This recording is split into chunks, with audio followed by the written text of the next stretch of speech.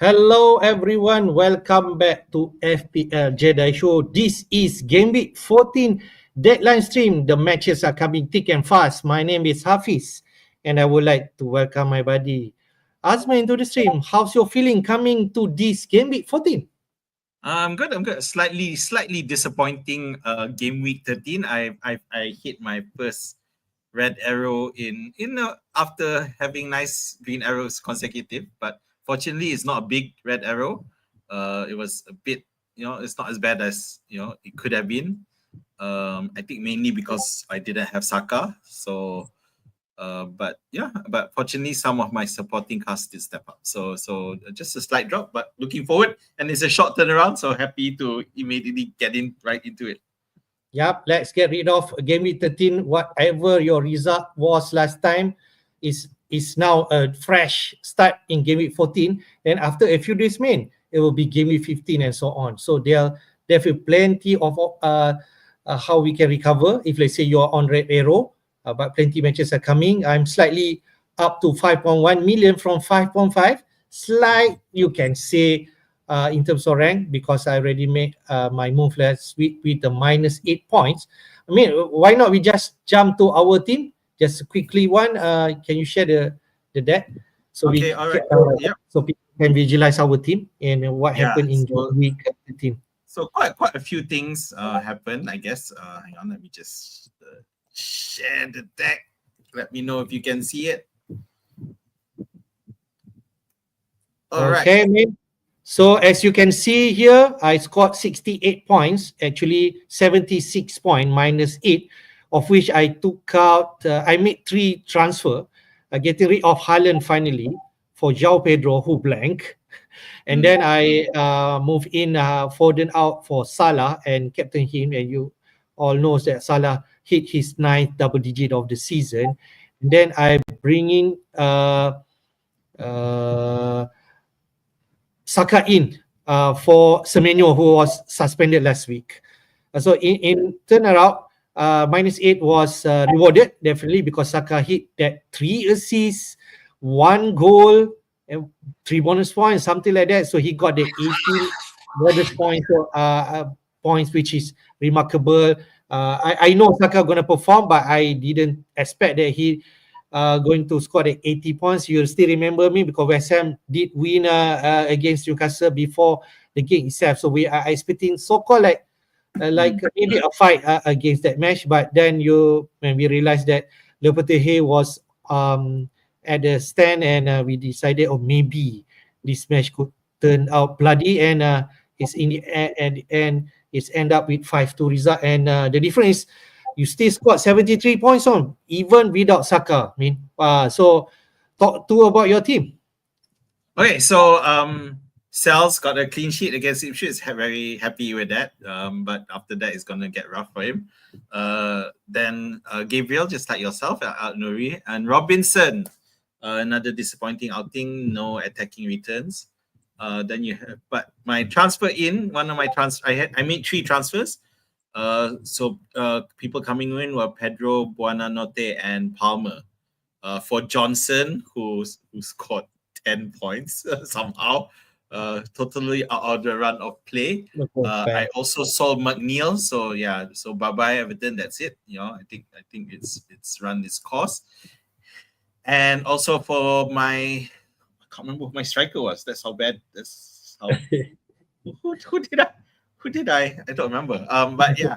But whoever it was, he wasn't returning much. So I'm very happy with the final outcome of my team.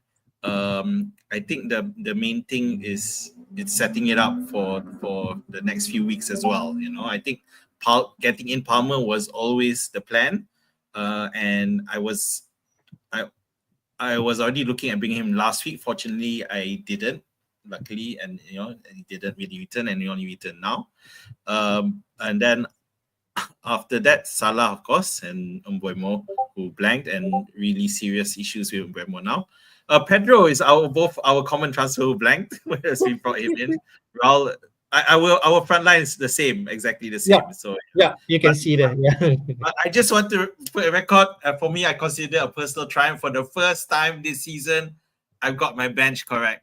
I would not now. No player would have come out and made any difference. I was very, very happy with that. Even though I got a little red arrow, but in terms of that bench, I finally, broke that duck of getting a good bench, correct bench. Correct. So yeah, Right. happy with it, and I all mean, set. Also, just want to touch. We did discuss last weekend in terms of top two transfer, Cunha and João Pedro, both blank. I mean, so can you imagine, because some FPL manager who decided to risk it, Captain Pedro, Captain Cunha. I saw some of the people who are making that choice. They suffered from that, and as we learned so far, the big premium players who we can depend on in terms of delivering points. As you can see there, I think if your Captain Palmer last week was the correct call, because he at least got the 1 pointer more than Salah, even though both of them scored the goal and assist. But I think Salah end up with only 2 bonus points. Gakpo got that 3 bonus points, which is, I don't know, quite surprising to me, because considering Salah did return 2 attacking return, right? So I can tell you why, because at the end of the day, Salah had quite a few glaring misses, which caused his BAPS to drop. Yeah, so that's mainly why.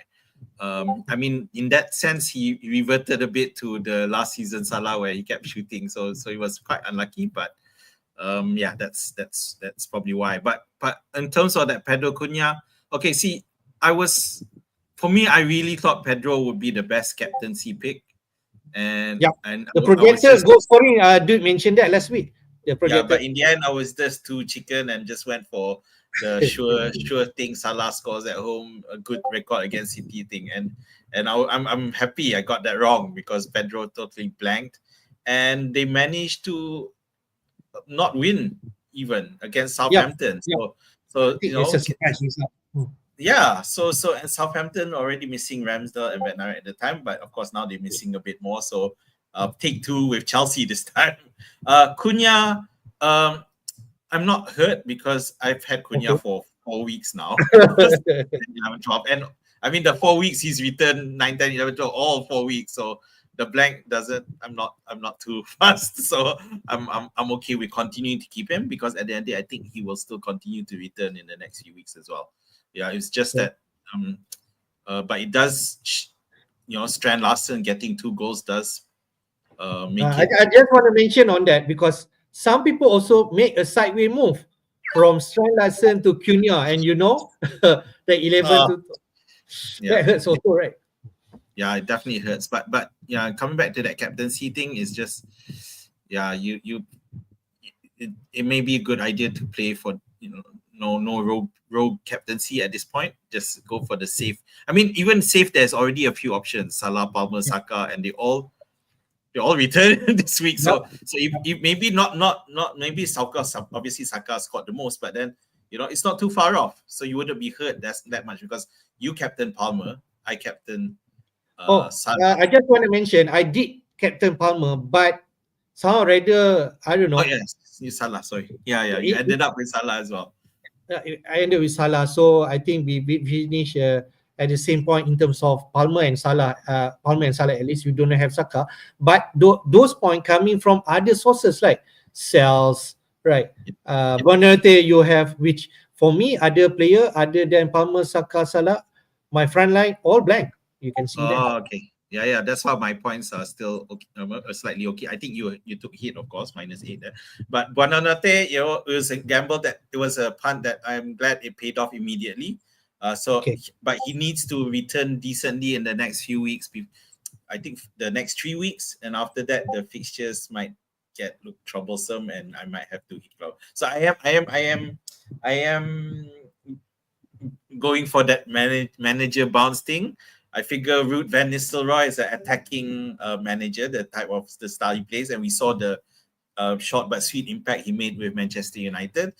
So hopefully he recognizes that Buonanotte he's a lone player, so we don't know he'll get a chance, but then he is clearly one of those who can score goals for other than Vardy. So I think definitely you're hoping, right, Arvian, first in charge. Later we take a look at the fixture. You hope Buonanotte will be on the lineup, right? The nice thing is that he got taken off early once they were already losing 4-1, and and the manager, even though it wasn't Van Nistelrooy, but they took him off already to make sure him and Vardy were taken off, I guess, to make sure that they can play and not get injured for the midweek match.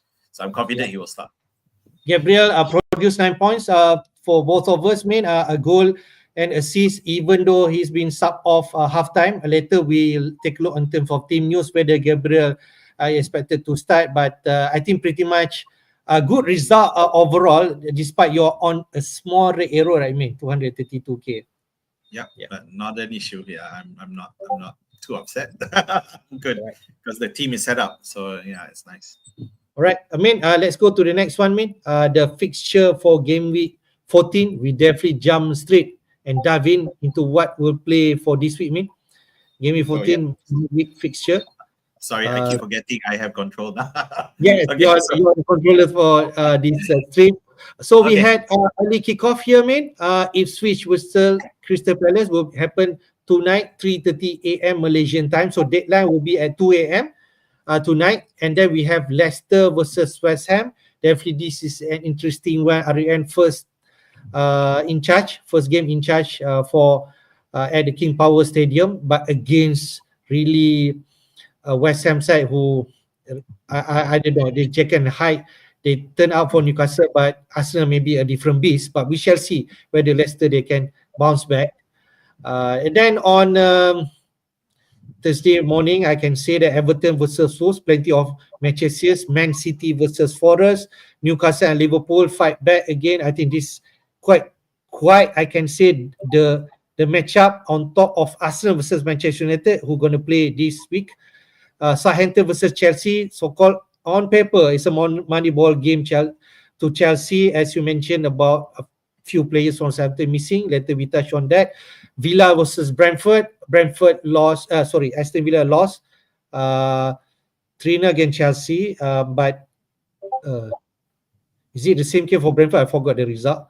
No, they won, right? At home. Yeah, they won. A big one. We won, but Mbomo not in the mix. So later we touch on him also.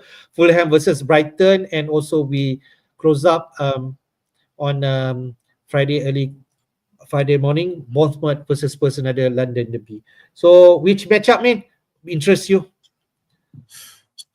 I mean, obviously, those that Arsenal versus Manchester United could look really spicy.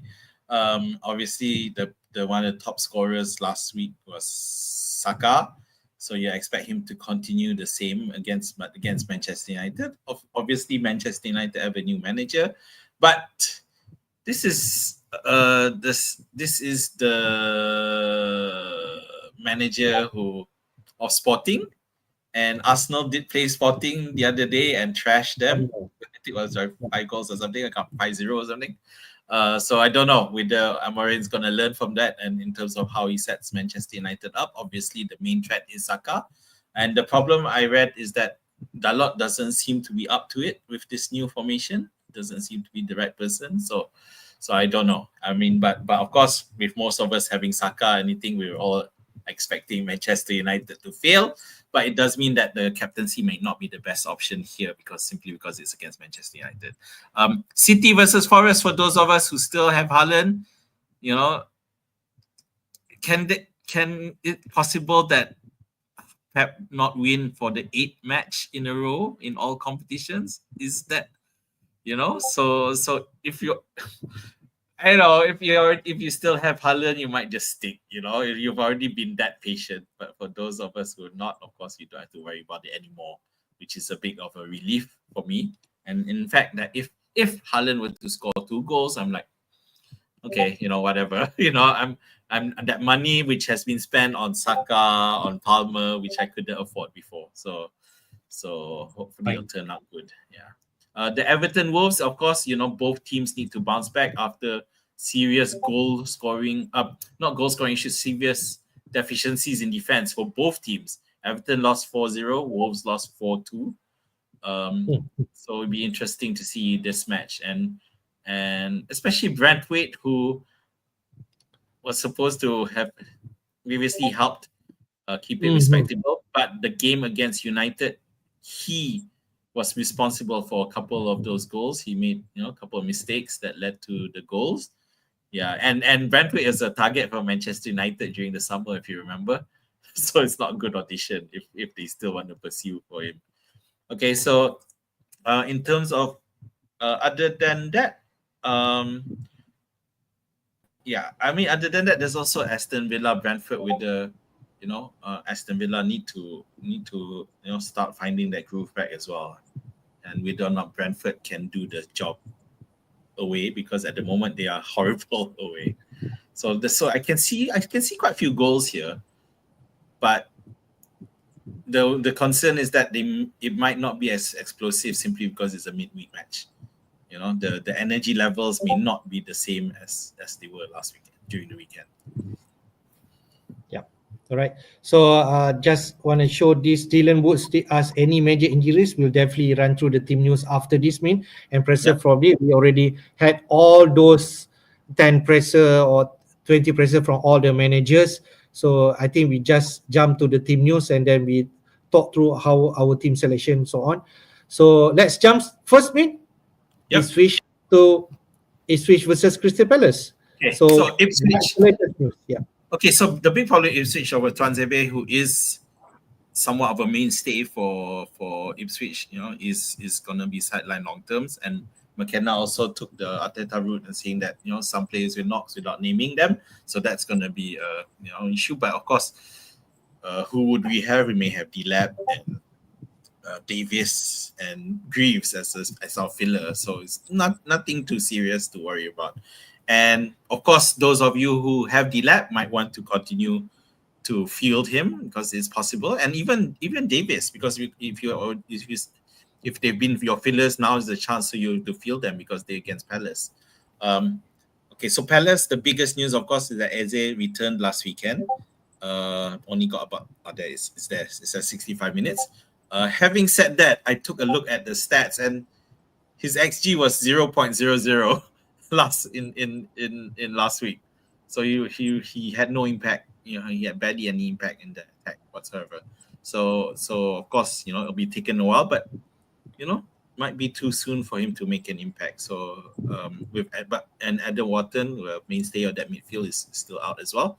Nketiah, my Nketiah should be available and may possibly play together with Mateta until they can find the right combination. But I'm probably go for Ipswich win for this one. Okay, all right, interesting. Quick prediction from BB Sport regards to Ipswich versus Palace. Okay, I'll share with that later because it's already my page gone.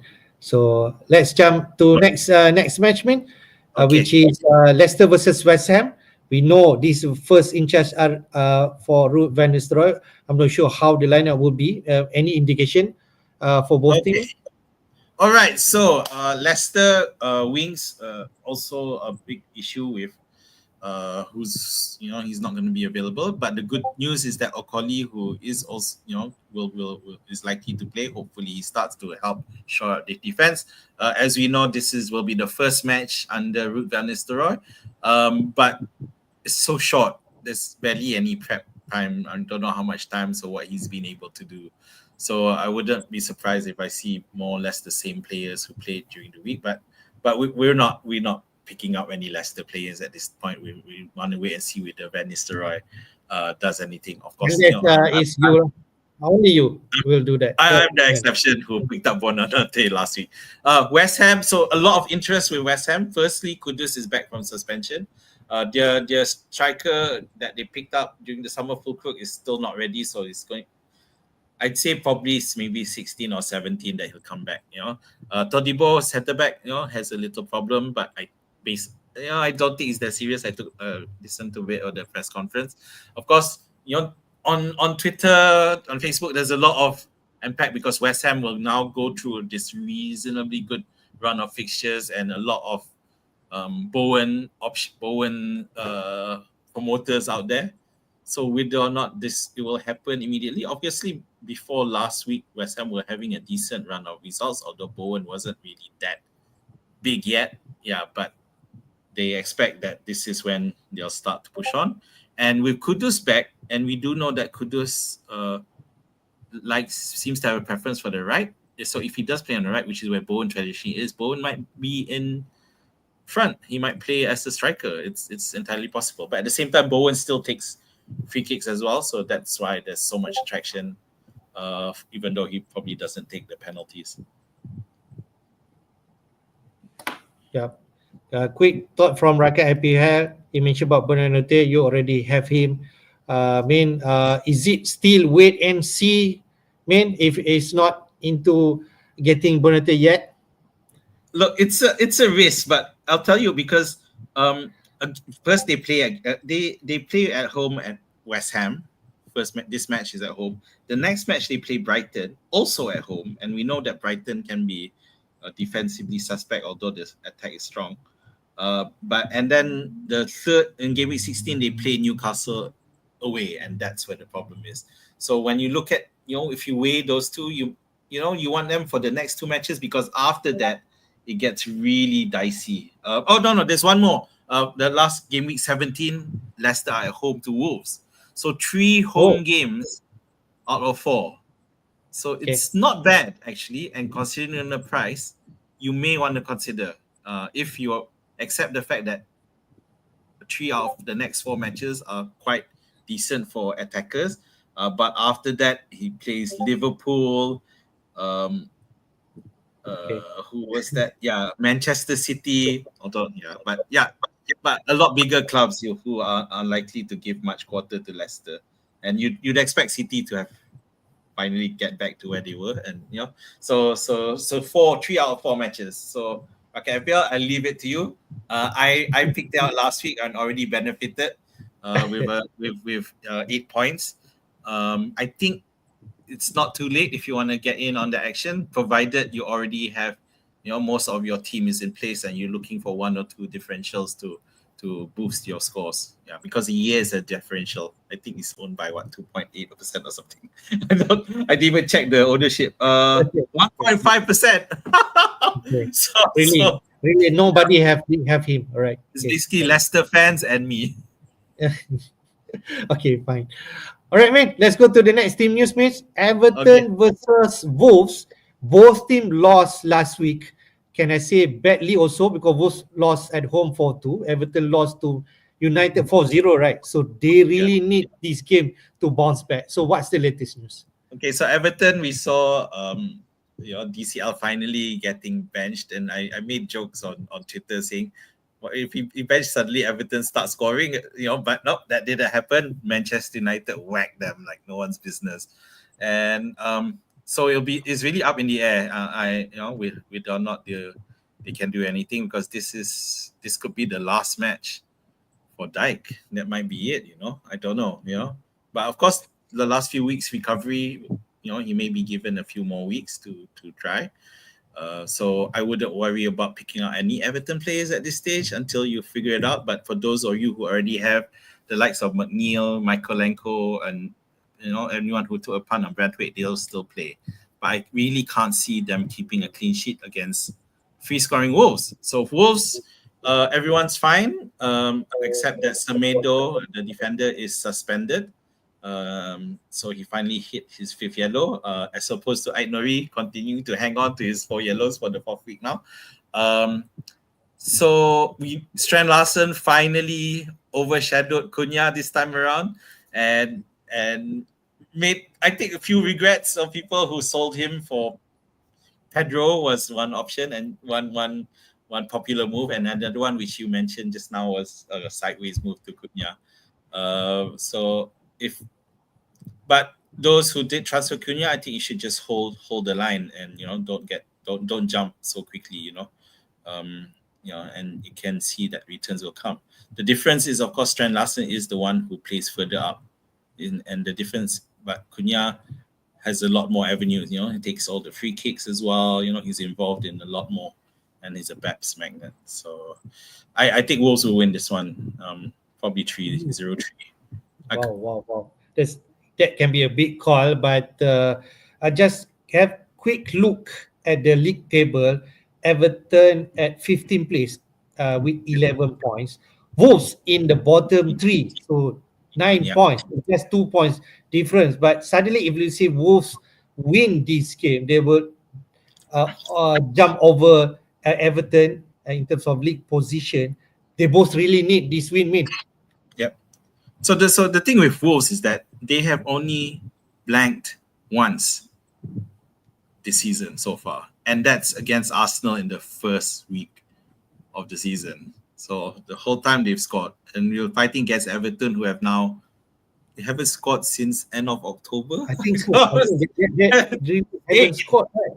Yeah, even fans or Everton fans who support Dyke are turning on him already. Because if they can't even score, what's going on? Yep. So take a quick look in terms of when they last scored. Actually, on game week 9 against Fulham, where they drew, and the goal scorer was, is it McNeil? No, Beto. Yeah, I think that he scored after he subbed in for this year. Gosh, wow. Okay, well, let's move on. So Right. Next game, Man City versus Forest. As you know, Man City are on 7 winless streak right now. Could it be the 8th one? We are not sure, but Forest is very a tough opponent to face despite away to City, right? So what's the latest news? So apparently, John Stone's not ready, but De Bruyne is even better. But based on the comments coming out, I still don't see him starting. I think he's still going to be on the bench again, and coming in as a sub. Doesn't look like he's fit to play 60 minutes even. Yeah. So of course the bigger challenge. I don't know if people still have Edison, but we saw Ortega getting a run out against Liverpool of all teams. Interesting. And to be fair, they managed to keep the score respectable, just 2-0. Didn't get totally whitewashed, so we don't know. But at the moment it's just, I mean, those of you who still have Harden, you might as well just keep them against Forest at home, because they got to break this non-winning streak at some point, right? Forest, no changes, so they're totally fine. So will they be able to do a giant killer upset? I always go back to the fact that they won at Anfield, so it's always possible. Right.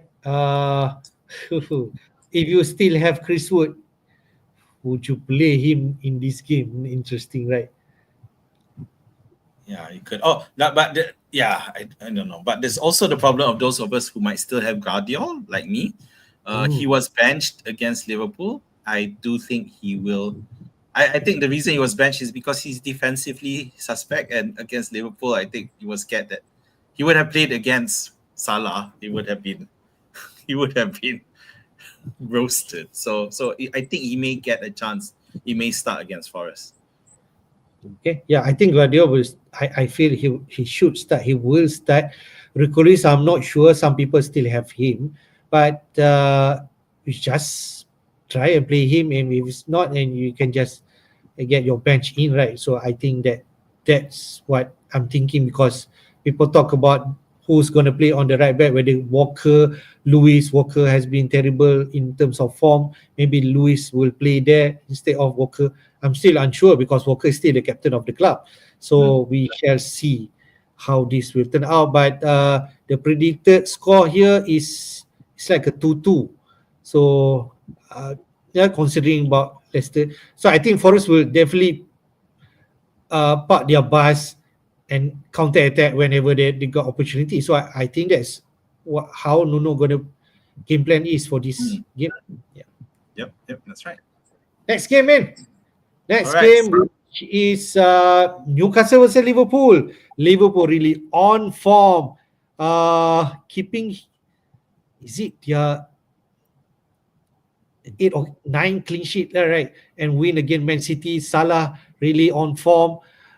Despite away to Newcastle, Newcastle also not really in the best form right now. So what's the latest news for both teams? Especially people concerned about Alexander Isak. So this part's a bit funny with regards to Isaac, that he had an interview, and during that interview he said he's ready to play and he wants to pay back the fans who, his loyal fans, and only for Howie in his official press conference to say that he hasn't even trained yet. So, but we do know that it's normal, that it's not unusual for players to claim that they're ready, and when they're not, because not many players will want to admit that they still trying to get themselves fit, So, but at the same time, Howie has a reputation of lying about injuries, where he says they're not ready and then he suddenly starts. So you need to make that call based on what you feel about Eddie Howie. I think he's lying. I think Isaac will start. Wait, okay. Yeah, I think he will start. But the problem with Isaac, of course, is that even if he starts, his minutes are going to be at risk. Wilson is there. They won't start together. That's suicide, I think, against LFC. But that is why the attraction is not there. Having said that, Newcastle do have some decent fixtures after, so people might want to just hold on for this and take the hit for this week and meet against the following week. So Liverpool, Kelleher should continue to start, and to be fair, he's done great in the absence of Alisson. The save from KDB on Sunday was great to see. He didn't get intimidated at all. But the problem, of course, is that in defense there's quite a few missing. You got Konate out, Bradley out, Tsimikas out. So the good thing is TAA is back, and he acquitted himself well against City and was withdrawn early after 70 plus minutes. So I guess he's not fully fit, but they want to make sure he can play the next win, which he should. Which is nice. He got that clean sheet and 2 bonus points. Yeah. So the only question is that who's going to play up front together with Salah. So we do know that Diaz and Jota. Diaz and Gakpo started, and during midweek, they both started as well. So, as in that was against Real Madrid. Yeah. So it's quite likely that Darwin get a start, and if I were to make a call, I'd say he would start for Diaz. Diaz, who played up front last weekend, and he played 90 minutes in Real Madrid, and he didn't start in the week that after the international break. But now he started 2 weeks in a row, and I think Darwin will get the chance against Newcastle. So it'll be Darwin, Gakpo, and Salah. So Gakpo, although he did start the last 2 matches as well, but he didn't play full. He was subbed out early, 70 plus minutes in the last Premier League matches. Yep. I mean, just talking about the extent of Konate injury, you did mention about potentially he'll be out 5 to 6 weeks. Is Slot share any news or timeline how long Konate will be out? Not really. To be fair, a lot of the press was about Salah's contract, about title contenders kind of thing. But at the moment, the question, we do know that Gomez ended up replacing Konate, and he acquitted himself well. Kwanzaa came on during the week as a replacement for TAA, so instead of at centre back. So it'd be interesting to see. But at the moment, yes, I think you can pick Gomez for the rest of December if you so choose. I think it's not a bad pick. But he's not. If you want goal scoring threat, then of course you'd want VVD instead. Yeah, that's plenty of money. Yeah. Well, you want me to go for TAA? That's even more. And the thing with TAA is that he was subbed off and he got 2 bonus points. Yep. It's the same as Salah. So yep. I mean, it's great. It's nice that the thing is Liverpool clean sheets. But if we're gonna just rely on clean sheets, then we might as well save a bit of money and get VVD or Gomez. Because when we buy TA, we do expect attacking returns at that price. Yeah, I just want to share my situation few weeks back when I have TAA. I think is it Gameweek 9? Oh, sorry, before the international break. What's the last international break? Is it 11, 12 to 11? Is it? If I'm right, the 11, last 11. game week before that. You know, Liverpool won at home without TE. TE actually sub out early because injury, 20th minute and so on. So I only got that 1 point. Then international break come. Then the next game I forgot who, but TE is declared out. So I decided to take him out for Konate. Konate, yes. And then Southampton. And then what what happened? Liverpool conceded 2 goals. Konate Yes. only produced 0 point. Yes. Then Konate injured in this game week 13 and TE returned. Oh man, how unfortunate me, right? Transferring all those Liverpool defense, missing out the clean sheet points. I'm sorry, I really can't help that one because because Liverpool keeping clean sheets against Villa, against City, but then concede 2 against Southampton. It's just I don't and to put further insult to injury, you ended up getting injured at the end. I'm thinking whether I maybe don't have Rezeki to get that Liverpool defense for the clean sheet. So I'm thinking whether connected to Gomez, should I do that? And I'm worried because my pick has not been fortunate, but we shall. I just feel that there are better options because other than Liverpool, simply because the fixtures are they're not that easy. Okay, Newcastle, Everton, not so bad. Can lah, if you want. We shall talk about that later when we have a look on the fixtures sticker. So next team news, man. After Newcastle versus Liverpool is Southampton versus Chelsea, of which we know that several players from Southampton gonna miss out for this. So can you share the latest news for both teams? So the best news that Southampton got is that Onachi and more importantly, Bednarek could be back, and Bednarek is quite important to that defense. Unfortunately, you've got the likes of Howard Bellis, another centre back, suspended. Tyler Dibling, one of their key attacking potential threats, is suspended as well. Of course, you add to that with Ramsdale in standard. So you got, some of these are not. Some of the runs listed are not regulars, but there's enough of the regulars suspended or out that is causing a problem for Southampton, so they have to rejig again. Having said that, based on what I saw, they didn't change the style much against Brighton, but Brighton just unable to do it. Southampton continued to play out at the back. So that's it for Southampton. But they go into this match with a bit of a moral boost, having been able to secure a draw against Brighton away in a match that I think we all expected. Because that's why we all bought in Pedro, thinking that he's going to do Southampton style, but that didn't happen. So there is some life in Southampton. Yeah.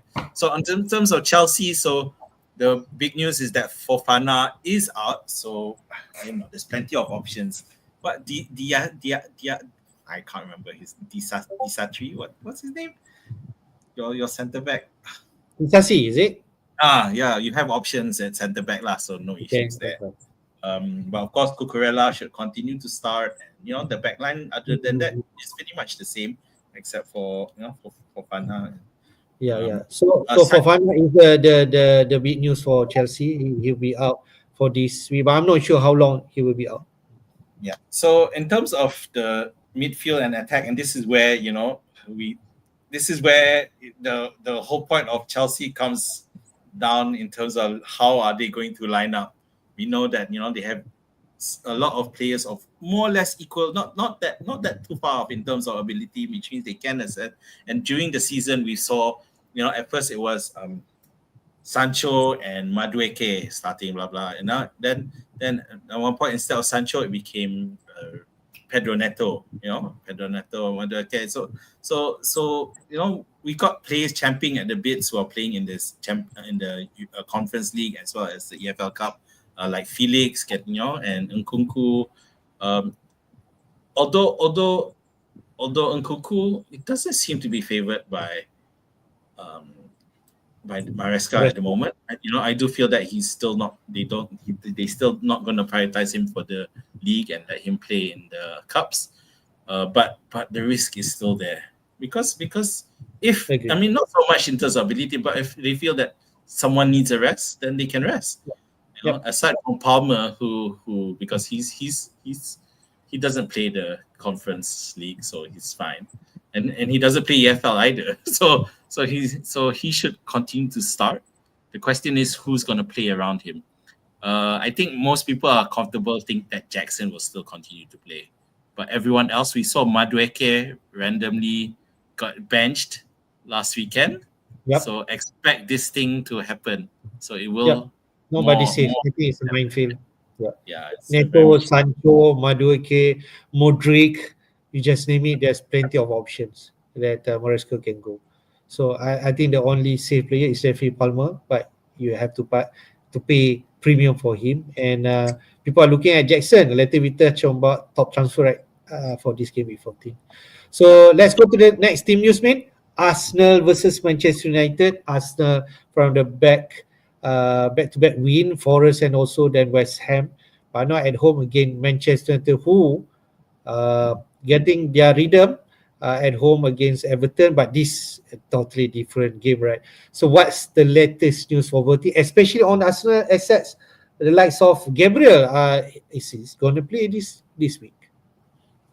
Okay, so nothing for on the Arsenal side. Moving on, nothing of substance from Arteta, so screw him.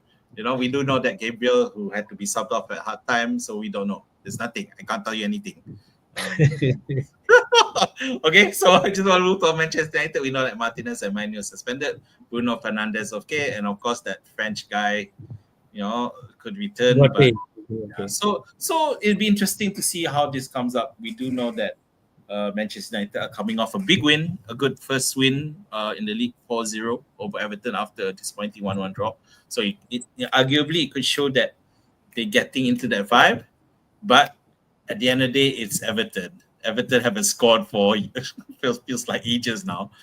So as we talked about just now, So Arsenal, however, against West Ham, they clicked so well. It was insane watching that, and I totally and I put my hand on my head and say I totally got that wrong, because I thought West Ham were gonna be a lot more competitive, having their recent uptick in form. I got that totally wrong. So hands up on that one. And I looked at some of the highlights. Oh, they just look good again, I think. And the return of Odegaard there in that center really, really helps. It just he can really find that pass, to get through the defense. So it's looking good for Arsenal all over again. All right. I just mentioned, since there's no news from Arteta about Gabriel, if like us who own Gabriel, we just play him and let's see how he goes, right? That's all. Yeah, That's just all play we him. can do. Yeah. All right. Next game, man, which is Villa versus Brentford. Villa lost away to Chelsea, but they have opportunity to bounce back against Brentford, who are seemingly not performing when they are playing away. So what's the latest news for both teams? Yeah, so Aston Villa, we do know that Martinez, at first it looked like he was going to be a few weeks out, but then now it will be assessed. So meaning that he could actually, there is a slim possibility that he could be back for it. I don't think it's a serious one, right? I mean, I don't think so, right? Yeah, I mean, because apparently Jackson who accidentally stepped on his hand or something. Yeah, so I don't know. But then because at the end of the day, it's hands. It's the goalkeeper's most prized possession. So they'll have to see lah. And but they do need Martinez, because his backups are nowhere at the same level. For me, the worst news for Villa is of course that is that Jacob Ramsey continues to be out. I feel that Jacob Ramsey being around will really help in terms of that attack, to push the attack, because I feel the rest aren't doing enough. And of course, Onana is more in terms of the defense. So that's it for Villa. They did lose and handed Chelsea a rare clean sheet. But there is potential there, and they were expected returning ways at home against Brentford, who have a horrible away record, as you know, and it's always aside from the 0-0 against Everton, surprise, they they concede goals quite often. So in terms of Brentford, their captain Christopher Ayer could return, and that will help. Jensen's out, so I don't know how they will. With the Carvalho might have a shot at coming back into that midfield. We don't know. So Wissa and Mbeumo, a lot of talk on the net about Mbeumo. It's not really doing well in terms of attack of late in the past 4 matches, with players like Wissa coming to the fore, and of course last week's top scorer Kevin Shade, who everyone had more or less forgotten. If you remember, at the one point when Wissa got injured, and everyone, okay, let's look at Shade, and then he was so bad that people who was considering him just decided not to, and then suddenly he comes back. He started after not starting for ages, and ended up with 3 goals. So you boost. So there's no reason why he shouldn't continue to start at the moment for this one. Like you mentioned, Shade finished the top scorer for Gameweek 13 with 23 points, 3 goals and 1 assist, if I'm right. So he's in every movement, but no return from Bomo. So there is a concern.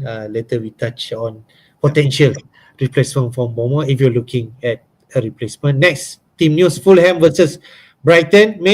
Fulham managed to salvage a draw against Spurs, but it's the same case for Brighton, who may be frustrated. Only end up with 1-1 draw against Southampton at home. They face each other. So what's the latest news? Yeah, well, Fulham is just a case of, they had the effort, but they just couldn't score. Raul again guilty of not being able to convert. To mention Raul to us again, please. Well, I have to. I still have it in my team. And then for suddenly Johnson scoring totally against the run of play. It was and ended up running off with the 3 full bonus points as well. But of course, with Anderson out, it is still a problem. And now not only Anderson, but Kenny, the captain, is out, and Sasa Lukic also 5 yellow cards, so he's out as well. And I think that's going to hurt Fulham in terms of that defense. So you got Anderson, Kenny, and Lukic out. So in midfield, so there's definitely going to be issues there. Brighton, of course, we saw Mitoma limping towards the end, but Husler is hopeful that they weren't serious. I don't know, but I don't know. I mean, those of you have him now, because you already invested last year, you might as well continue to start. I hope he'll come back. He'll be ready. Of course, question of whether Pedro will start. I think he will, because again, he was subbed off early, and it was a disappointing outing. But I think he will continue to start. Yeah, I'm not worried really. All right. So here people are looking at about Dunk. I'm not sure whether he's going to be ready.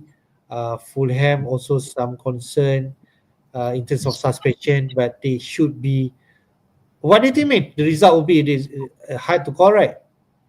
It's very hard to call. I see some teams benching Pedro. I think that's a mistake. I think because of the personnel issues with Fulham, I think Brighton will score, but will they win? I'm not sure, because Fulham are a decent side actually this season. They've done well in the Marcus. Right. Last team news, man. Portsmouth versus Spurs. Wait. I want to just make a call for this one. Okay. I think Muniz will start. Yeah, I think Raul's not going to be able to recover that quickly. So I think Muniz will start. That put nail in the coffin for Raul Jimenez if that happens, because some people are still holding him. He's probably already dropped to 5.6, if I'm right. So we shall see how our team will be. So last team news, man. Bournemouth versus Spurs. We know about Spurs. The likes of Solanke missed out last match because of illness. Whether potentially he'll be back or not. So what's the latest news? So good news is that Semenyo comes back. The bad news is that, well, not to say bad news, they even bet but then they didn't miss him anyway. They ended up scoring 4 goals during Semenyo's ban. I think those with Semenyo must be so pissed off that team scores 4. How many Semenyo would have joined in there? But Clifford, a hat trick of penalties, the second highest goal scorer for last week. So two hardly owned players, Clivert and Kevin Shade, top scoring for last week. So they come back looking great and hoping to whack Spurs as well. No real changes other than that. So on the Spurs side, we do know Solanke was out, and it showed in terms of Fulham's defense, but Solanke was unable to, not around to capitalize. There were quite a few personnel changes as well in Spurs last week, so we do expect that Solanke, he hopes he return, as well as Romero, who they almost thought he was going to be back last week, but he didn't. But there's a chance he might come back. Everyone else is still out, and which is hurts, especially Vicario. We know Fulham were not clinical last week, but you'd expect a team like Bournemouth to be able to be better in terms of converting those chances based on the current form. Okay. I'm not sure whether this could be a game that it can turns out differently for both, but Bournemouth also potentially also an attacking team, especially at home. So if you have Semenyo, until now, you should play him this game. Why you hold him if you're not playing in matches who potentially to deliver, right? So I'm not sure whether Bournemouth in good mood right now. They're feeling very high, so you should play whoever you have. But if you have Evan Nielsen, could do well. Someone like Solanke owner, so I'm not sure where your position are now, whether he'll play. So do you definitely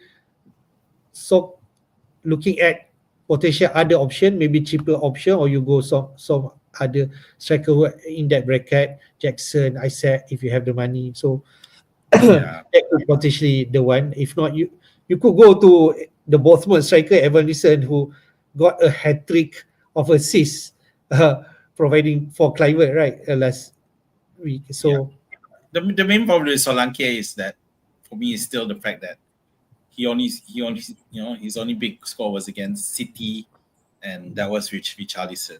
So and he has not had the same impact. So I'd sell. All right, let's go to transfer fee. For Gameweek 14, if you're thinking what move you should make, this what the managers have been doing. The top transfers so far, slightly before we start streaming, Jackson still on top with 730,000. Managers has brought the Chelsea striker in just maybe the right time, playing Southampton, despite away Southampton missing some players at the back.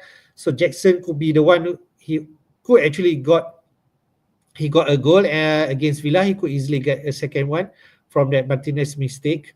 But Jackson is on top, man. Firstly, before that, yesterday Saka was, but now Jackson is the number one transfer in. Saka at second, no surprise with 18 points, could easily be the replacement if you're looking at a replacement from Bomo, but you need to have money. But if you are selling Haaland, you should have the money to do that. Cunha, the second one, despite blanking, is still the target people are looking at for Wolves. Wolves, they have decent fixture coming up. Palmer, I think Palmer, Saka, Salah, it's the top three premier people are getting at, and without any surprise, they are the performer from last week. All three of them getting the double digits. In terms of top transfer out, Bomo continue fail to perform. 4-1 win against Leicester. He got an assist, people questioning that, but FPL ruled him out because so-called that his pass meant for Visa, but it's like hit the Leicester player and Shadi got that goal. And I was praying if let's say that the assist could count, but in the end, no. So Bomo the top transfer out. Haaland continue to pick up more managers transferring out from their team. Konate, no surprise injury. could be out 5 to 6 weeks. That's the sources reported. Isaac potentially doubt to play this week. He also blank against West Ham before that, prior to that. And Guardiola, maybe to fund someone at the back or moving money to midfield. So what do you think, mate, in terms of Jackson, the top transfer, and the transfer out Bomo? What do you think? Yeah, no real surprises, to be honest. I think more people are just frustrated already and given up on him. I think he's only had one return in the past 4 game weeks, and it was an assist. In terms of the transfers in, I guess Cunha there is the bit of a surprise. I guess that's the only real surprise, especially in view of the fact that Strand Larsen was the one who came off with the goods during the weekend for Wolves. I did just check Strand Larsen's transfers is about 112,000. So still there, but nowhere near Cunha. So I think people still want the security of Cunha's in terms of more avenues to score points. Other than that, no real surprises in the transfers out. Guardiola, because obviously when you got benched and people lost confidence that you'll start. Of course, City's form also helps. Haaland continues to be sold out. I mean, those of us who didn't have Saka and Palmer Palmer or Salah because of Haaland, and that's the reason why. So now they've sold it for Haaland for either Saka, Palmer, or Salah. Name one of them. Could it be, you mentioned about surprise about Cunha, could it be that managers did this transfer to take out Haaland and Bomo and bring in Saka and Cunha as a replacement? Could be they are shifting their money in midfield, and it could be Saka and Jackson as well. But possibly. Isaac, of course, that news about he's injured, not injured, I don't know. But then, given they play in Liverpool anyway, so it's a reason to stay away as well. All right.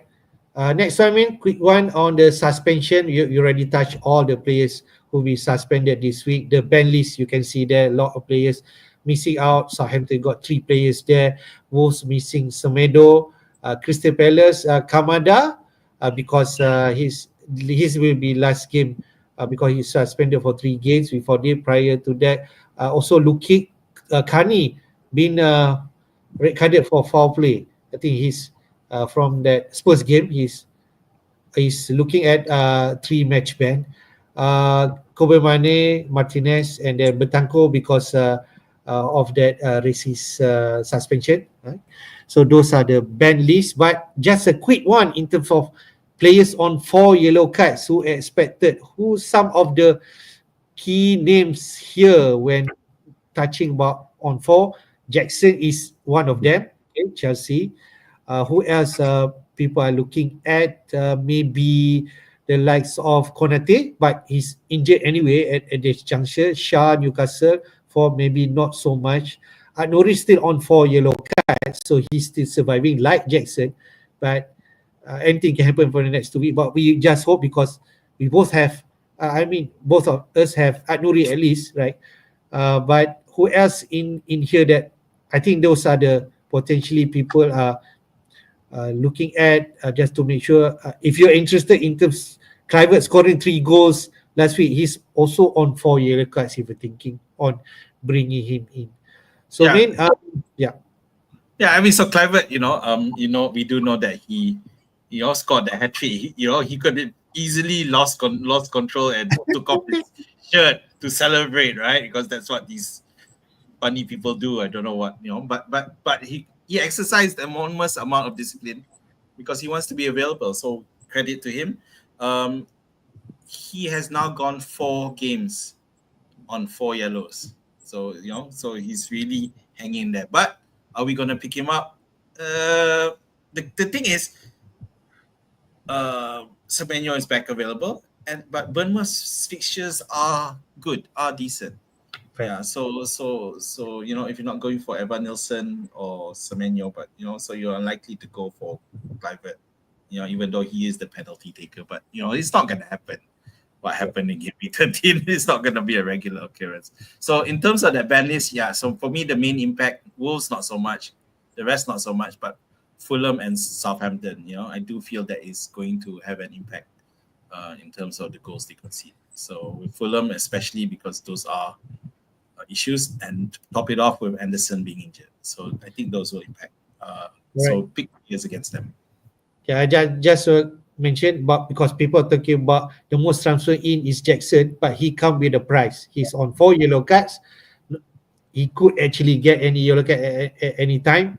So you just buy in him with the thought that he's on 4 yellow. So you're just aware of that.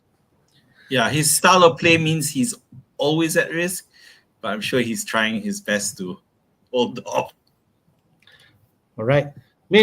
Just quickly on scout picks for Gameweek 14. This the final selection, scout picks. We can see some of the player there. Despite Arsenal versus Manchester United, right?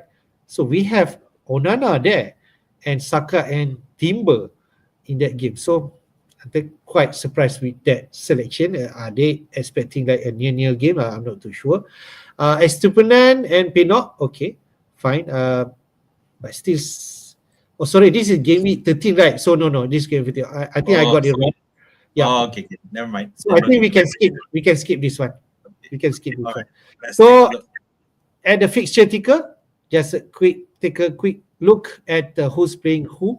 The fixture ticker for the next few games until 20. At least Chelsea and Arsenal still on top, but Manchester City, after facing Liverpool, they have like decent fixture coming up. If you think Man City going to recover from their winless streak, could this be their turning point with this fixture? Forest, Crystal Palace, Manchester United, Villa, then Everton, Leicester, West Ham. But we still need to see whether they can bounce back from those defeats. Then maybe after that, people are looking to jump to those City assets. We'll still have decent fixture, if you jump into Cunha or so on, Everton, West Ham, Ipswich, Leicester, at least for the 4 before facing Manchester United and Spurs. So in that, you didn't mention about Bournemouth. The fixture are turning. Spurs, Ipswich, West Ham, Manchester United, Palace, Fulham. So you could just leave, say, a player like Semenyo, who fresh after that 5 yellow cards, right? So he can play all this game. I can see that. Liverpool, some mixture in terms of Newcastle and Spurs, but still decent fixture. Everton, Fulham, Leicester, West Ham coming up in the next 6 at least. So those are the top team. And in the bottom, right, Everton is a no-no. Liverpool, Arsenal, Chelsea, and Man City after that Wolves game this week. Manchester United also face some tough fixture. Arsenal, Forest, City. At least next 3 before Bournemouth, Wolves, and Newcastle. You touched already on Leicester, bottom 3. West Ham, Brighton. But they do have 3 home game in the next 4. But sandwich with Newcastle, Liverpool, and Man City. So fixture ticker, Chelsea, Arsenal, City is still. I'm not sure about City, but Wolves there, Bournemouth there, right? Yeah. So this is why we've got the Salah, Palmer, and Saka triumvirate. Chelsea, Arsenal topping the fixture ticker, and Liverpool slightly lower, but it's really not much of a difference. They're not playing anyone up there except possibly Manchester United, and that's right at the end of this 7-game stretch. So yeah. I mean that Haaland case, the turn might start now just after we've sold him for 1 week and because of the Liverpool match and that return him. But at the end of the day, it is about the extra funds that you're using elsewhere and it's paying off. So but of course, those of you who still have Haaland, you might as well continue to keep him. I think if they make it a 7, then I really don't know what to say if they lose 8. They're not able to win an 8 consecutive match. Then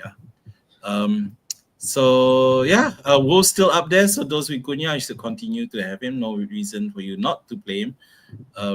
Villa look interesting because the first 2 are home games and Watkins will want to really do well there, but I don't know if that's enough for just 2 games unless you want to go aggressive and take hits really based on matchups and continue to do that, because after that they play Forest and City. Forest at home, which is Forest are generally a tough side, and of course Manchester City. Although to be fair, at the moment they're easy pickings, but it can't continue.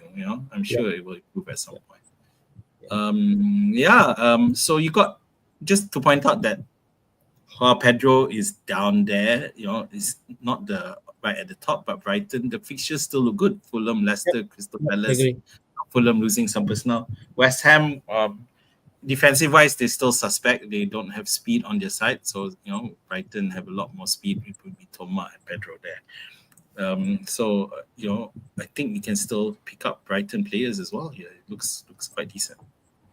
Since we are talking about fixture ticker, just some people are looking at Mboma replacement. Just by looking at that fixture ticker, people are saying people who do not have Saka, Palmer, and so on, maybe those are your top priority in transfer player. But if let's say you go in the same bracket or lower, as you can see here, people talking about West Ham, Bowen or Kudus could be potentially there. But as we all know, West Ham is not in form. So unless good fixture breed better form, then you can go there with Leicester, Wolves, Bournemouth, Brighton and Southampton in the next 5, which is still decent if you want to go there. Other than that, people talk about Mitoma. You can see there, Brighton fixture. This is nice. Fulham, Leicester, Palace, West Ham, slightly cheaper, 6.5 if I'm right. So those are players that you can look at. Other than that, people talk about Eze, nice entry point against Ipswich. But they have mixture in City, Brighton, Arsenal after that. So I'm not sure on that pick. But just looking at this, who do you think? If let's say people are jumping out of that. Those.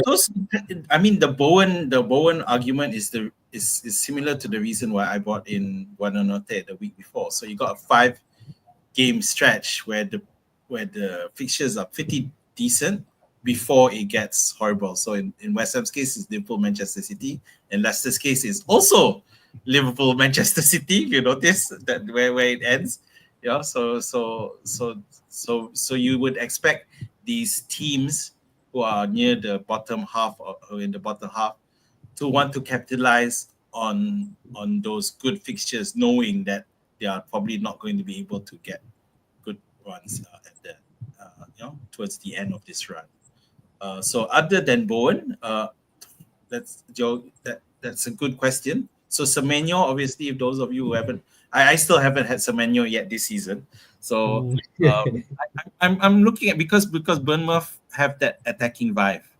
Yeah, and in a way, I prefer him above Rodgers at the moment, simply because Rodgers, obviously he's involved in. I think they have one more Champions League game this week. Yeah, but at this not this weekend. Sorry, this month. But at the same time, I'm looking at Villa's highlights, and Rodgers seems to be asked to do so much. He carries the ball. He's the big carrier of the ball, and then he's moving. He's doing the box-to-box midfield, and then at the same time he's being asked to goal. He's the creative spark as well. So because around him are not doing much. You got Bailey who doesn't really create much and needs to score. McGinn, for all his ability, he's quite limited, and Onana and Kamara aren't going to do that. And the one player who could do that, Jacob Ramsey, is injured. So I do feel that he's being overworked. Yeah, which is why I prefer someone like Semenyo, who I think will do better than Rodgers in this run. I liked Rodgers. I had him from the start, and I still have him. Wow. But these days, I'm more looking at relegating him on the bench, even against Brentford, because I feel. Later we have a look at our team selection for sure. All right, man. Let's jump to the next one, which is people talk about captaincy. I just want to show the projected goals and clean sheet odds for this week, of which these are the team that potentially in terms of goals and clean sheet percentage. In terms of goal, Man City the top with 2.5 goals expected against Forest, quite high, I can say that. Then Chelsea 2.4 in second which is we expected with all those sort of issue in terms of player suspension. So justify, I think. Arsenal 2.2 again Manchester United. So Arsenal really on form, and Manchester still in progress in terms of building the team under Amorim. So 2.20, and then Villa, man. We touched about Villa just now. If you have Rodgers, you okay. Maybe this is the game for you to get those points with 2.05 goals expected against Brentford, who Brentford are awful, especially away from their home. So in terms of clean sheet, 46%. Man City again are expected to keep a clean sheet. I'm still not sure, but the market telling that. Then who else? 40% Arsenal keeping clean sheet, and then 36% for Chelsea, but they are playing away to Southampton. Anything possible in that game. After that, Everton at home against Wolves, 31% keeping clean sheet. Can they keep? But they mostly are going to be tight at home, and those are the points that they're going to get. So this what the market are telling me. What do you think?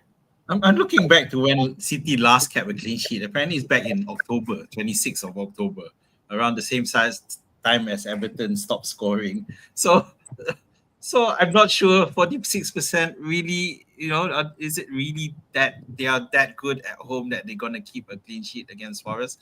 Although, to be fair, Forest haven't been doing well until the last game where they managed to win 1-0 against Ipswich. To be fair, yeah, and Forest don't score a lot of goals.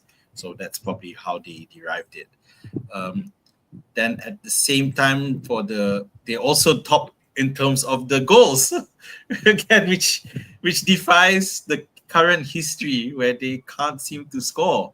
So I don't know. This just feels like they're overestimating City. Maybe the theory here is that this is when City are gonna bounce back. This is when which they've been saying for a few weeks now. So but of course, after this the run is quite decent. But of course we're not. If you already have Guardiola, you probably play him, but you're not bringing in any City defenders at this point.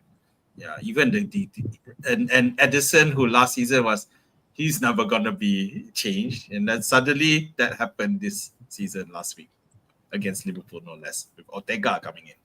Other than that, Arsenal still looking like they will overwhelm Manchester United's fresh new team. So that's unexpected. I thought it was going to be a bit tighter.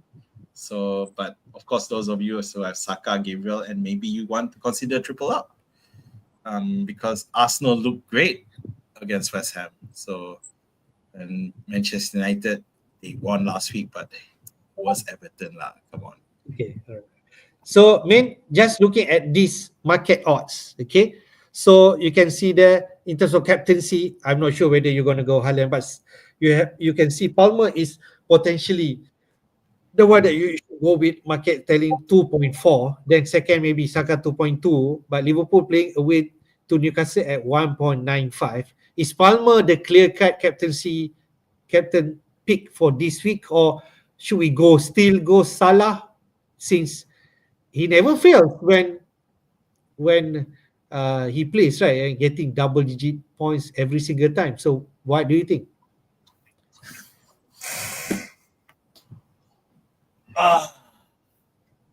Palmer is the safe play.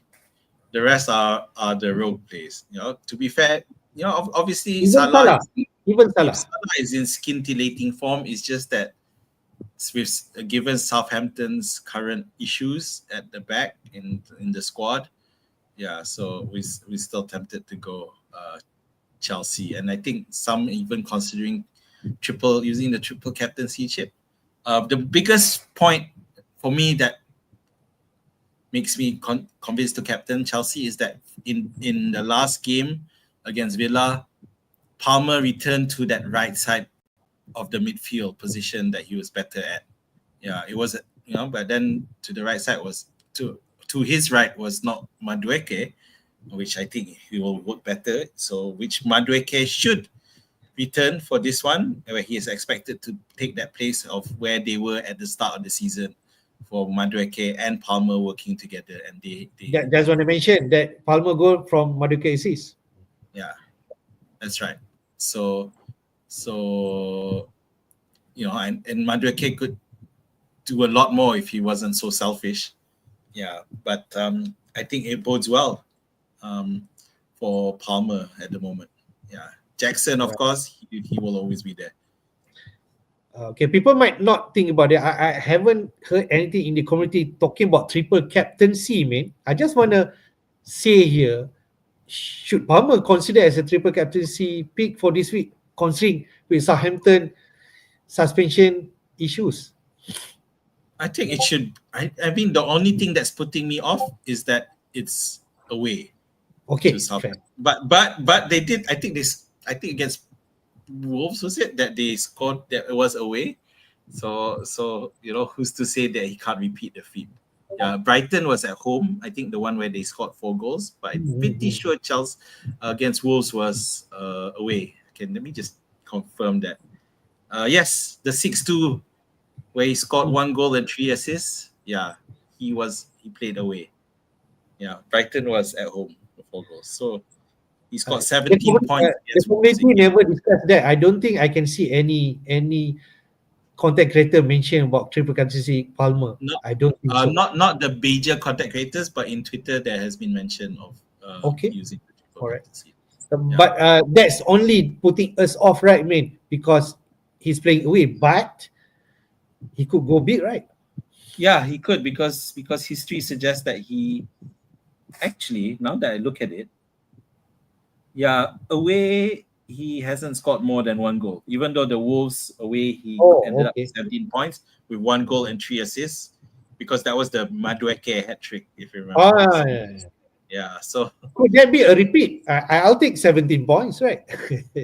Yes, I would. Because I think that's how much Haaland got with 2 goals and an assist in game week 2. So yeah, I'll take that. But I'm still wait and see. Okay, fair.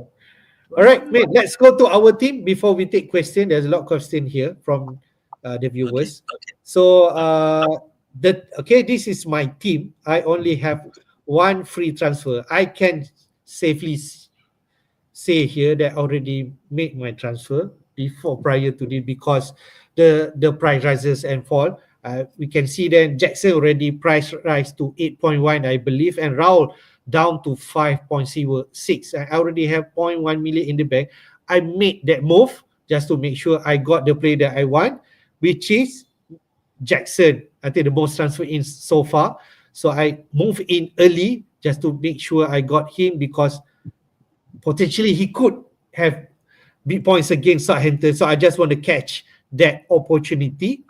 I don't have money for Isaac, definitely. And as we can see, Isaac is already down in terms of his fitness. So this is my team after getting Jackson. So Flecken in goal. I think I'm going to play Michael Lego. I don't have really any choice since Greaves might be out and Konate is definitely out. Gabriel, I hope he plays, right? That's and Adnori. So Michael Lenke versus Adnori. So that's the bit. It could be nil-nil. That would be as exciting for my team, because nil-nil means both have clean sheet. We can see the repeat of, is it Everton against West Ham? Is it? If I'm right. Brentford. Yeah. Who knows, that might happen again. In midfield, Saka, Salah, Palmer as my captain, and I still have Bomo in my team because my priority is taking out Rahul, who has been disappointing. I can tell you that. Only 1 assist since I got him in. And then with Muniz potentially eating his minutes in this Christmas period, I don't want to be part of that. So João Pedro Acuna, most people are going to have him. They are also among the top transfer in last week, and Cunha in the top 5 this week again. So I think the question is, should I play Mbomo or Rogers? Rogers at home, Brentford, we already see the market mention Villa potentially scored 2.05 goals. But Mbomo in Mr. 90 minutes despite his off form, and he's on penalty. What do you think, man? Aku berbelah bagi. Okay lah, this is a tough one lah. I also don't know. No, I think obviously coming back to your transfer, you have very little money in the bank. So I think if you had waited, you may have gotten priced out. So yeah, and so yeah, I would have done the same. If I wanted, assuming I want Jackson lah. But coming back to your dilemma, Mbeumo versus Rogers, I would still go for Mbeumo, I guess, because I'm not convinced with Villa's defense. Of course, Brentford's defense is precious. But I do feel if any goal scoring from Villa would be more on Watkins and Bailey rather than Rogers. Yeah, so I'd say Mbeumo, but not by much. Mbeumo. All right, I'll think about it over the next few hours before the deadline. Most definitely. How much time we have? Okay, 1.5 hours, right? The deadline we still have time. Okay. So let's share your team. I think you already made your move. Okay, so I have 2 transfers and I've made 1 move. I have changed, brought in Saka for Mbeumo. Yeah. So I've sold Mbeumo. Now I'm getting him to play Mbeumo. But the reason for that is that I've still got Rogers benched. So the thing is, I still have another transfer. I still have 1 more transfer to go if I want to, and either I play Rogers and bench Raul, or I sell Raul. So what I made that call just now that Raul is going to be benched for Muniz this week. Okay. So if he does, then he probably starts again in during the weekend, so I can bench him for this midweek. Unless Muniz, of course, performs like mad, then I'm selling Raul for sure. So, but now I am leaning towards selling Raul and benching Rogers. So my dilemma is figuring out who to buy. How much you have? There, 4.2. No, 3.1. Yeah. I got quite a lot. So if let's say you take out Raul, how many left to get a replacement? I've got more than enough to get. So you can get Jackson if you want, Can I say that? I can get Jackson. I can get. Is Havertz more expensive? I don't know. No, 7.9. Havertz 7.9. Havertz is cheaper. Yes. Yeah. I said it's much higher. 8.4, 8.3. 8.1. Jackson is 8.1. Yep. Havertz 7.9. Havertz 7.9. Yeah. So I have options. We saw 6.2. But I don't think you're gonna go there, right? With Brentford picture coming up, but you could go Evan Nielsen at 6 million if you want. Evan Nielsen, yeah, that's right. Evan Nielsen is another option, like you mentioned, Min, you could actually roll and play Rogers this week against Brentford, which is still nice, I feel, and get more info next week. See, I don't think it's nice. That's why I'm considering it. I'm just not, I'm a fan of Rogers, no doubt, but I'm just not convinced of his ability to produce regular FPL points. So he's a great footballer, but I think he's being overworked. Okay. I don't know. I mean, the fixture run is not bad. Brentford, Southampton, Forest. Southampton is the next one. Yeah, so Southampton, right? But I'm worried the Southampton one he will miss because he will play and rest Rogers, right? Could potentially. I don't know. I mean, isn't the midweek match then after as well for the Europa? No, I think is it Carabao Cup next, right? If I'm right. Okay, let me just check. No, after the Southampton match is RB Leipzig away. Oh, okay, all right. The Champions League. Okay, all right, fine. So yeah, you're right. That is more important, right? That is Rogers, more important, right? Yeah, he might get benched at Southampton. Yeah, I feel so. That will happen. Yeah. Which means it's not great for his long-term prospects. I mean, maybe this week you can play him, but after that, it's not so valuable. Anyway, I have to figure this out. I might even sell Rogers instead. So for someone like Semenyo, if I feel that's the way to go. You want to see Buddha FPL comment about Rogers? Roger might play 90 minutes this time against Chelsea. He only played 60 minutes, and this game is important for Villa to bounce back. He could be right, mate. Yeah, but why only take him off at 60 minutes though? Why take him off at 60 minutes? Is it because they looked like he wasn't going to make an impact? So, I think maybe Emery already decided this game he's lost. to throw the game? I don't know, because wasn't the score only at 1-0 at the time? I'm not sure. I forgot the. So maybe It's okay. 2-0 already at that junction. Maybe I can't recall. I don't know. Oh yeah. It was 2-0. Sorry, it was 2-0. Yeah, So maybe after that, Emery decided maybe he already lost that game and just rest him. Yeah. The second goal was on the 36th minute. I don't know. I mean, I mean, that's a good point, Rakan FPL, that since he was taken out early, he may get a lot more minutes for this week. And I just want to also discuss another potential dilemma in your defense. Gabriel Anuri, I think is fine, but Robinson is also another option that I feel is good against Brighton at home. Who knows? Fulham could get a clean sheet and Robinson could deliver an assist. I think that could be potentially. So I might consider Robinson over Anuri just because Anuri play away. Maybe. Yes, but I'm conscious of the fact that Fulham don't have Anderson, and at the same time, I have Pedro. So I mean, I need to decide, because if I am expecting Pedro to not score, then I should bench him and put Robinson in. But if I'm expecting both, but if I'm expecting Pedro to score, then I need to expect that Robinson will get attacking return. And to be fair, that tends to be the main reason why we have him. But yeah, it's hard. It's tough. So for you to decide and make the call in the next 1.5 hours. Yep, I do expect Guardiola to start though. And just for the record, I put Sa there knowing that he's, after what happened against Bournemouth, I can't see. I think you play Styles over Jose Sa, right? With Johnston fit again, I think Johnston will get the start.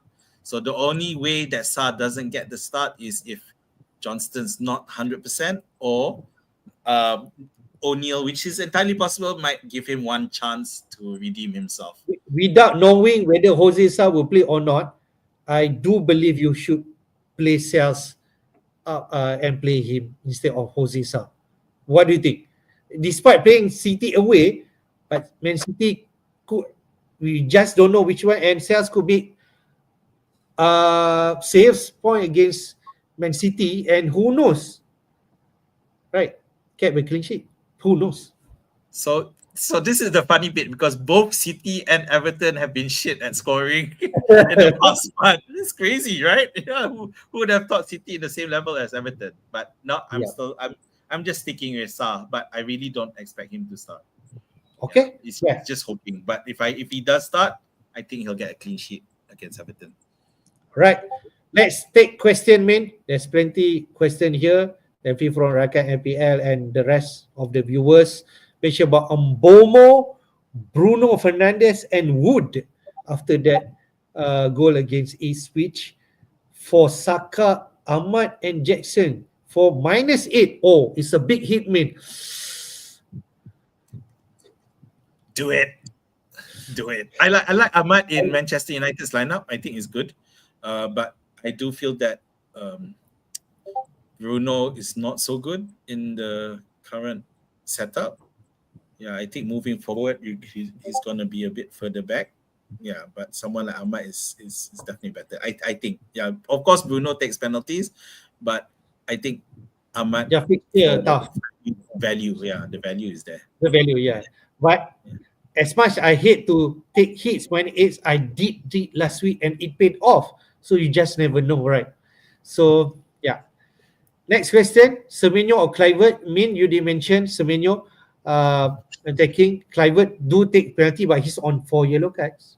Yeah, I'm going for Semenyo. He's off from his ban, and Kluivert, he takes penalties, but I mean, there's a reason very few people had him last week, because he's not, without the penalties, he's hardly anything. he doesn't do much. Yeah. Yeah, fair. At Doesn't Nori or produce. Nori or Colville, different player. I mean, Nori more attacking than Colville, but Colville in a better team. I'd go for Ainori. I just think he Okay. has the. But wait, but again, there's the 4 yellow card issue there. So if you only have if the rest of your squad is fine, then pick up Ainori. Okay. Otherwise, go for But I just want to mention Colville on 3 yellow cards, so it just Okay. that not that far away, right? I don't have bigger difference. Ainori then. All right, Cells or Flecken. Cells away to City, Flecken away to Villa, both playing away. I have Flecken. I'm not sure on this. Maybe I play Flecken. I play Cells. I think Cells is the better keeper. All right, fair. Who to sell? Mbomo, Bruno. Market tells people are selling Mbomo, so he should be the one, right? Yeah, I would sell Mbomo. Dylan Woods did ask about Watkins for captain, but we already spoiled for option there. You can go Palmer, you can go Saka, you can go Salah before you come to Watkins. What do you think? It's definitely a differential, but it could pay off. My problem is that Watkins seems to be fine, but Villa as a whole, that's my concern. Yeah, I do feel that they haven't clicked properly yet, and unable to score against Chelsea. I feel, they should have scored against Chelsea. All right. Next question about forward, cheap forward, Delap or Raul. We did mention about Raul. I think I prefer Delap because Raul has been disappointing. Delap. Definitely Delap. All right. If money not question, or money can be a question, Bowen or Kudus, which one you should go if let's say you're replacing Momo? I think I heard in FPL Wire did mention about Kudus in a better attacking position than Bowen, but Bowen is the captain and yeah, but I would still go for Bowen. I just feel he has, because he also takes free kicks or corners as well. Yeah, so I definitely go Bowen over Kudus. And if who's that guy? Was it Paqueta? Who's the main penalty taker? Yeah, Paqueta is on penalty taker. Yeah, if he gets subbed out, then definitely Bowen will get the penalty. This ain't us, no. All right. Ayub Medep asked about should I go Edison, who already missing his spot last week, to Sanchez with the cheaper price, or roll my free transfer. Edison is a problem, right, man? Yeah, I think the problem with him, do you have a second keeper? Because if you do, then maybe you can play that second keeper. Otherwise, if you don't have a second keeper, then just sell and hopefully put those funds elsewhere. Because Sanchez is a popular keeper for those who wildcarded in the past couple of weeks. So yeah. Yeah, I think I go for that also. I had Bisha asked, would you sell Johnson, Brandon Johnson, I suppose, Spurs, to bring in Palmer and captain him for a -4 for captaincy pick, right? Or just roll and play Rodgers instead, or it's just a matter to keep roll and captain Salah, or bring in Palmer, but for a -4. Firstly, Habesha, congratulations. I hope you had Johnson. You fielded Johnson last week and he got you your 10 points. Having said that, yes, I would sell Palmer. I would sell Johnson to bring Palmer to captain. For a hit. For a hit. Nice. I think he'll return. Yeah. I think he'll return. But it's a tough one. Taking -4. I'm still not sure, but I think that could be the right decision. Can you play Johnson against Bournemouth? I don't think it's a problem, right? Away to Bournemouth, Spurs could return, right? No, Bournemouth concede regularly. If Solanke is around, I think Solanke will score. It's against his former team, by the way. If Solanke is back. Yeah. So. All right, Jun Tao asked about, hi guys, start Lewis or Van Hat Brighton. Brighton playing away. Lewis at home against Forest, but will his place secure? I'm not sure. I'd start Lewis over Van Heck. Okay. Yeah. Yeah. Both have low ceilings and low floors, but Lewis edges it. I think try your best. Try your luck. Who knows? Luis played it and City can be clean sheet. And football skills. Watkins or Jackson in the next 5 weeks? I think this easy answer. People going for Jackson, and Chelsea fixture until the new year are really nice. Next 5 weeks, Jackson. Yep, I agree. Boris Jasharov asks, bench one of this player. Isaac, Rogers on Bomo. Tough question. Slightly like my position, except not Isaac. But if they say Isaac in the conversation, what do you think, man?